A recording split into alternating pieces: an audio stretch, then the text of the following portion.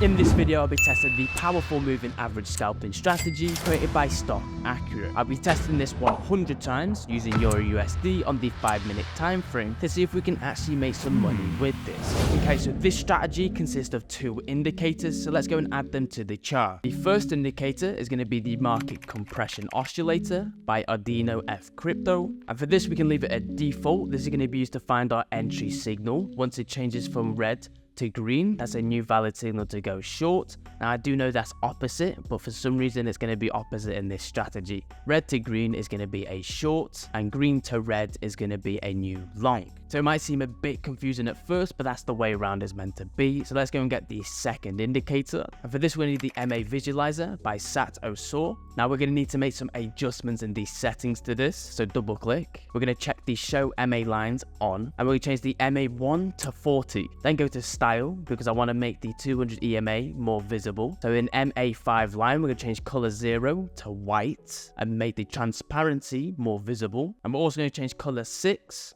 to white and make it more visible as well. Okay, so in this strategy, this is going to be used to find our trend direction. When we're below the 200 moving average, we're going to be looking for shorts, and it will be colored in red.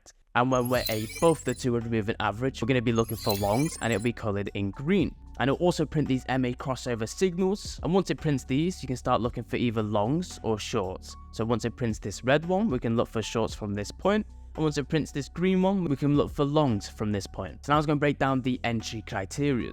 Okay, so this is your entry criteria when looking for longs. First, we need to make sure we're above the 200 moving average and they're all colored green following this. Now, we're also going to have a MA crossover signal telling us when we can start looking for longs. As you can see here, the MA crossover signal has been printed. So following this point, we can start looking for longs, but we're not going to enter until the oscillator turns from green to red. So once it turns from green to red, we're going to take the first bullish candle, and the stop loss will always be below the 200 moving average. And we're going to be targeting a 1.5 risk to reward.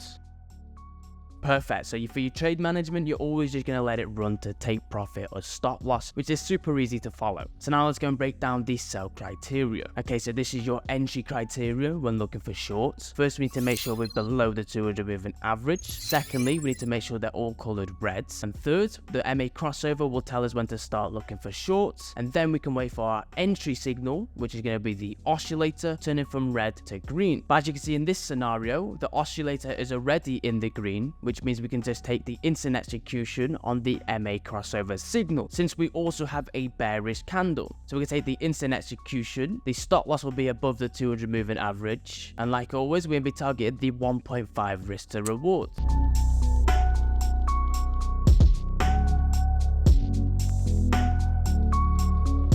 Okay, so in this scenario, we did win. Now, I hope you understood what I meant by this previously. We can only take the trade to start looking for shorts once we have an MA crossover signal. And if the oscillator is already in green, we can take the instant execution once the MA crossover signal is printed. But if it printed the MA crossover signal and it was still in red, the entry signal will be the red to green crossover. So now I'm going to back test this 100 times and come back to you with the results.